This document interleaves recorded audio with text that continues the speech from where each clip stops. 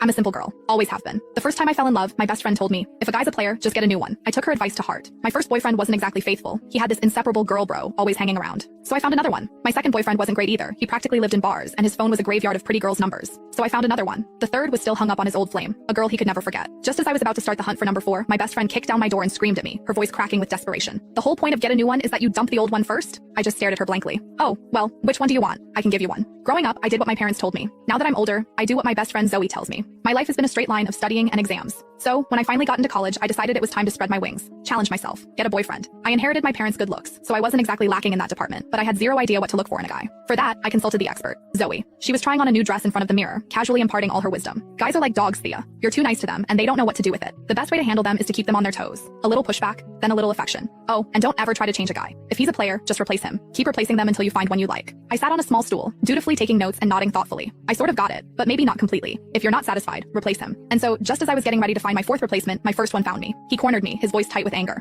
Thea, who are those two guys? Why are they telling everyone you're their girlfriend? Liam was gorgeous. That was the first rule Zoe taught me. A guy has to be hot. If he's not, you'll lose your appetite just looking at him. I took that to heart. I met Liam at freshman orientation. He was a popular senior in my major, on stage sharing his experiences. I was sitting in the front row, and I was probably the only girl there actually listening to his speech instead of just drooling over him. So, after the event, he came right up to me and asked for my number. He started texting me constantly, checking in, walking me back to my dorm after class. On weekends, he'd take me shopping off campus, to the movies, out to dinner. He'd bring me bubble tea and snacks when I was stressed from studying. He even bought me a ridiculously expensive necklace. For the first 18 years of my life, my world had been a placid pond. Liam was the first stone to ever make a ripple. So when he asked me to be his girlfriend, I said yes. What I didn't expect was that after we got together, I'd discover he had a best girlfriend who was practically attached to his hip. On one of our dates, Liam's girl bro showed up uninvited. She slung an arm around his shoulder like they were buddies and winked at me. The girlfriend won't mind, right? Me and Liam go way back. We're totally platonic. Liam just sighed, but he was indulgent. Thea's super understanding. She doesn't get hung up on stuff like this. I just smiled, watching how close they were. I remembered Zoe telling me that some things were only for a boyfriend and girlfriend. So, were they a couple? What did that make me? The other woman? For our 1-month anniversary, Liam took me to an amusement park. We were having a great day, mostly because his girl bro Tanya was nowhere in sight. But as dusk fell and we headed for the Ferris wheel, she popped up like a weed. She had that same overly casual look on her face as she linked her arm through Liam's. Liam! What a coincidence! You're here too? He smiled at her. Tanya, what are you doing here? Did you come by yourself? Yup, she said, her voice tinged with something sour. You know me, I can't stand hanging out with other girls. There's so much drama and the guys were all busy today. They stood there chatting as if I didn't exist, as if I were just a stranger passing by. Finally, Liam seemed to remember me, though there wasn't a hint of apology on his face. Thea, Tanya's here by herself. Why don't we let her join us? At that, Tanya finally looked at me, plastering a look of regret on her face. Oh, the girlfriend. I didn't even see you there. You're not mad, are you? Tanya let out a little hiss.